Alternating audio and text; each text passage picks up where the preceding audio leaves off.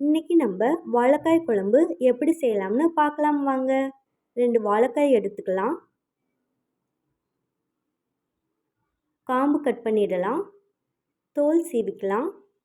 மேலே இருக்க தோலை மட்டும் லைட்டாக சீவி எடுத்தால் போதும். வாழைக்காயை இது போல் கட் பண்ணி எடுத்துக்கலாம்.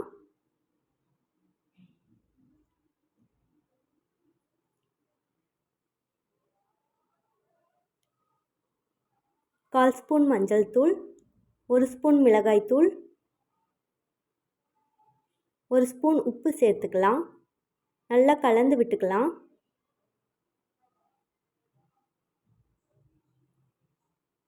கடாய் வச்சுக்கலாம். தேவையான அளவு எண்ணெய் சேர்த்துக்கலாம். வாழைக்காய் சேர்த்துக்கலாம்.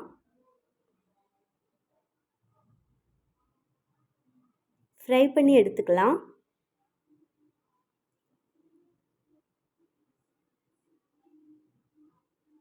பாருங்க, இந்த அளவுக்கு ஃப்ரை ஆனால் போதும்.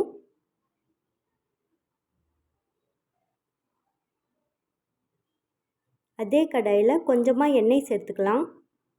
பெரிய வெங்காயம் கட் பண்ணி வச்சுருக்கேன், சேர்த்துக்கலாம். 3 துண்டு இஞ்சி, 4 பல்லு பூண்டு சேர்த்துக்கலாம். நல்லா கலந்து விட்டுக்கலாம். 2 தக்காளி கட் பண்ணி வச்சுருக்கேன், சேர்த்துக்கலாம்.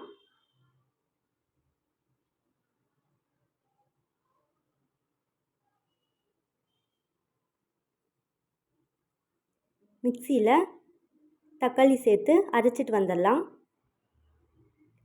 கடாயில் எண்ணெய் சேர்த்துக்கலாம். கடுகு சேர்த்துக்கலாம். கடுகு பொரிஞ்சதும் வெங்காயம் சேர்த்துக்கலாம். சின்ன வெங்காயம் கட் பண்ணி வச்சுருக்கேன். கருவேப்பிலை சேர்த்துக்கலாம்.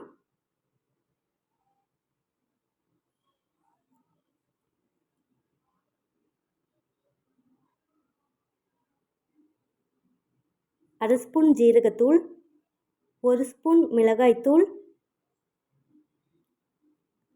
3 ஸ்பூன் மல்லித்தூள் சேர்த்துக்கலாம்.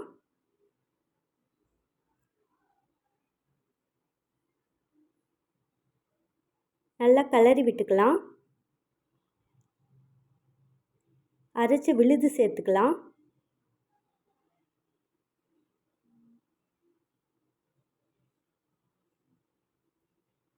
கொஞ்சமாக தண்ணி சேர்த்துக்கலாம். அதே சமயம் ஒரு பாத்திரத்தில் கொஞ்சமாக புளி எடுத்து கரைச்சி வச்சுக்கலாம். மிக்சியில் 1/4 மூடி தேங்காவை கட் பண்ணி வச்சுருக்கேன், அது சேர்த்துக்கலாம். சோம்பு சேர்த்துக்கலாம். அரைச்சிட்டு வந்துடலாம். இப்போது புளி கரைசலை சேர்த்துக்கலாம். கலந்து விட்டுக்கலாம்.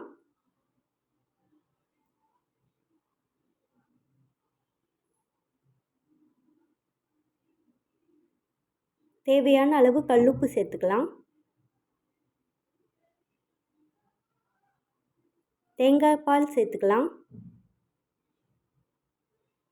நல்லா கலந்து விட்டுக்கலாம்.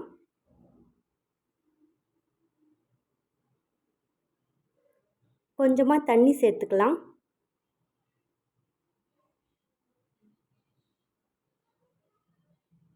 வாழைக்காய் ஃப்ரை சேர்த்துக்கலாம். கலந்து விட்டுக்கலாம். எண்ணெயெல்லாம் பிரிஞ்சு மேலே வரட்டும். வாழைக்காய் குழம்பு ரெடி. ட்ரை பண்ணி பார்த்துட்டு எப்படி இருக்குன்னு கமெண்ட் பண்ணுங்கள். லைக் பண்ணுங்கள், ஷேர் பண்ணுங்கள். மறக்காமல் மேட்டூர் சமையலுக்கு சப்ஸ்கிரைப் பண்ணுங்கள்.